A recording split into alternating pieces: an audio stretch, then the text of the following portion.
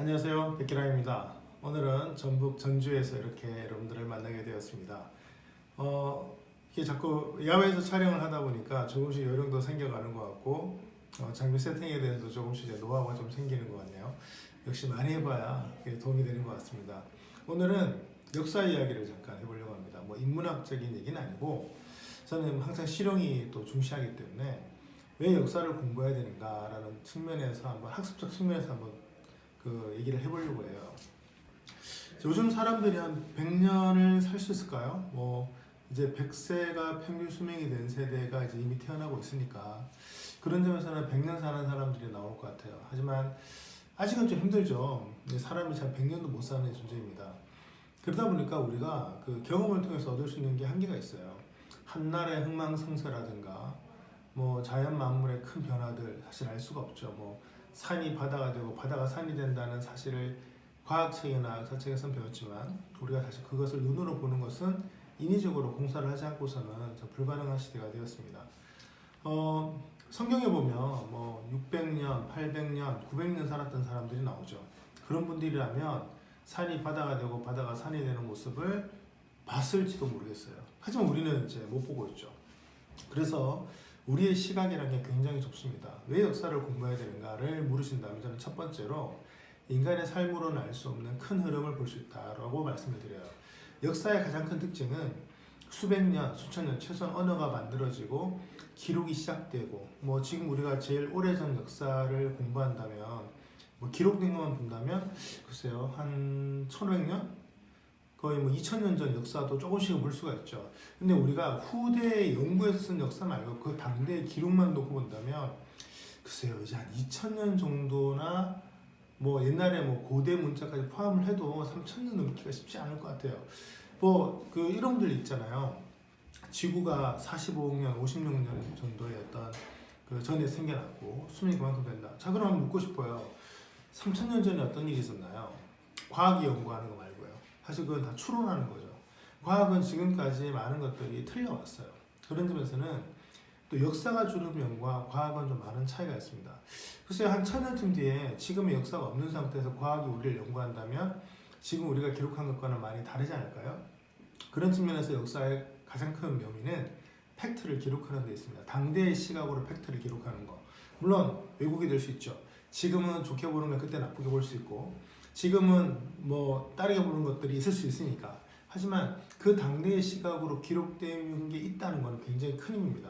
그런 점에서는 역사는 우리가 몰랐던 혹은 볼 수 없었던 과거를 볼 수 있게 만들어줍니다. 두 번째 문제는요. 특징은 아까 말씀드린 대로 지금과 다른 시각으로 볼 수 있는 가능성을 만들어줘요. 자, 예를 한번 들어보죠.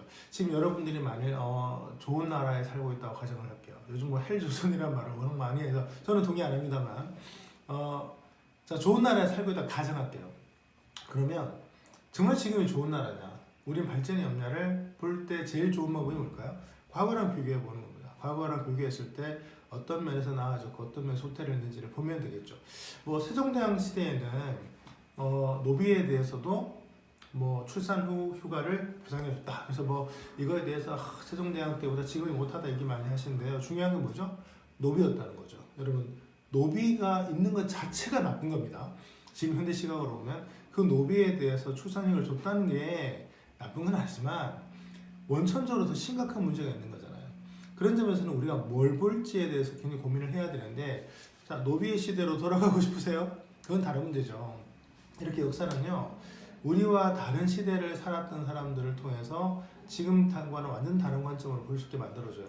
그래서 이런 것들을 통해서 역사를 공부해 보면 우리는 내가 살아보지 못했고 내가 보지 못했고 내가 느끼지 못하거나 내가 예측하지 못했던 어떤 관점들을 갖게 해주죠. 그런 점에서 많은 리더들은 역사를 공부하려고 노력을 합니다. 그런데 그 역사가 과연 먼저 필요하냐는 잘 모르겠어요. 뭐 과학이나 수학보다 더 중요하다 이런 말씀까지는 못 드리겠지만 역사가 주는 묘미가 분명히 있다고 말씀드리고 싶어요. 세 번째는요. 우리가 앞으로 어떤 일을 겪을 수 있을까를 또 말해주죠. 왜냐면 역사는 반복된다는 표현을 많이 합니다. 예를 들면 옛날에 있던 기술이 사라진다 이런 의미보다는 큰 흐름에서 볼 때 인간의 삶 수많은 사람들이 만들어낸 사회는 만들어지고 커지고 사라지죠. 그런 점에서 언젠가 대한민국이라는 나라도 사라질지도 모르겠어요.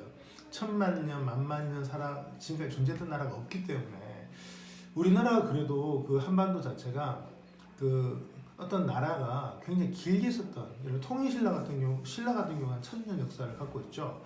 뭐 이렇게 본다면 1000년이나 지속된 나라 찾기가 쉽지 않아요. 그런 점에서 볼 때 우리가 고민을 해봐야 될 게 뭐냐면 지금 우리가 이 한정된 시간을 앞으로 이 땅에서 살아간다면 또 한정된 기간 동안 이 땅을 점유한다면 어떤 나라를 만들어야 될까를 생각할 수 있는 또 좋은 계기가 만들어질 것 같아요. 그만큼 모든 강대국들도 사라질 수 있으니 조심하자, 겸손한 마음을 또 가질 수가 있겠죠. 그런 점에서 저는 역사 공부하는 것 자체가 나쁘다고 보지 않습니다. 다만 역사 공부하실 때 조심하셔야 될 게 있다면 관념이 들어가는 겁니다. 물론 적는 글씨에도 관념이 있어요. 그렇다고 해서 팩트와 이 해석을 분리하지 못한다면 많은 문제를 일으킵니다. 그런 점에서는 여러분들이 어떤 공부를 하실 때, 특히 역사 공부하실 때는요, 팩트가 무엇이냐, 그게 어떤 의미를 갖냐를 좀 분리해서 보실 필요가 있어요. 1910년에 한일 합방이 이루어졌습니다. 이게 팩트죠. 한일 합방이라는 게 어떤 의미인가를 분리를 해야 됩니다. 여기에서 많은 해석들이 나오는데요. 그 해석에 무엇이 맞냐, 틀리냐, 옳냐, 나쁘냐, 뭐 좋은 거냐, 이거는 해석의 문제입니다. 1910년도에 한국과 일본이 합쳐졌다는 사실을 분명히 아는 게 굉장히 중요합니다. 근데 우리가 역사를 공부하다 보면 이 해석 때문에 팩트를 놓치는 경우가 많아요. 그래서 저는 가끔씩 이렇게 생각합니다. 연표를 차라리 보는 게 더 낫지 않을까. 역사가 해석을 주는 게 정말 중요하지만 기본적인 이 팩트를 모르는 상태에서 이 관념이 들어가면 많은 문제가 생겨난다는 거죠. 특히 조심하셔야 될 게 뭐냐면 현대 시각으로 과거 역사를 보는 겁니다. 100년 전, 200년 전의 삶이 어땠는지 전 모릅니다. 살아보진 않았을까요? 책으로만 보죠. 근데 그 책이 전부일까요? 책으로 보니까 과거에 좋았던 삶이 있는 것 같아요. 그렇다고 세종대왕식대로 돌아가시겠어요? 이건 다른 문제입니다. 그런 점에서는 현대의 시각으로 과거를 보는 거 굉장히 위험하지 않나 생각을 합니다. 우리는 항상 역사를 공부할 때 겸손해야 됩니다. 거기에 대해서 환상을 품을 필요 없어요. 적어도 대한민국이라는 나라는 과거보다는 발전했다고 보지 않을까요? 그런 점에서는 역사를 공부하되 역사를 공부하는 올바른 태도와 방법을 좀 사용하면 어떨까라는 생각을 합니다. 지금 이 순간에도 역사를 공부하시는 분들이 많은데요. 그 역사를 공부하는 과정에서 관념이 바뀌고 철학이 바뀌는 경우가 있습니다. 그것도 학습이라고 말하면 나쁘진 않겠지만 기본적으로 역사를 바로 바라볼 수 있는 안목이 얼마나 있을까 한번 생각을 해보고 싶어요. 저도 역사책 꽤 읽은 편인데요.